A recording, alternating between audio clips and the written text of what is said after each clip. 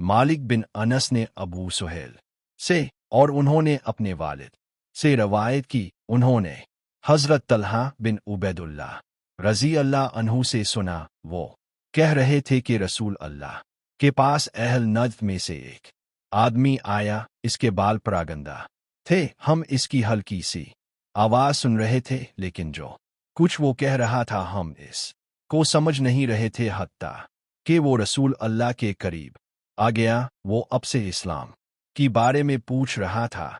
रसूल अल्लाह ने फरमाया, दिन और रात में 5 नमाज फर्ज हैं।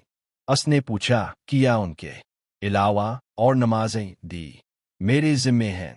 आपने फरमाया, नहीं, इल्ला ये कि तुम नफली नमाज पढ़ो और माह रमजान के रोजे हैं। इसने पूछा, किया मेरे जिम्मे इसके अलावा भी रोजे हैं?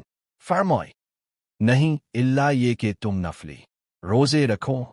फिर रसूल अल्लाह ने इसे ज़का के बारे में बताया तो इसने सवाल किया, किया मरीज़ में इसके सवाबी कुछ है?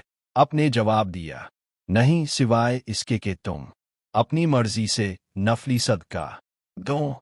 हजरत तलहा ने कहा, फिर वो आदमी वापस हुआ तो कह रहा था, अल्लाह की किस्म, मैं ना इस पर कोई इजाफा करूंगा ना इसमें कोई कमी करूंगा।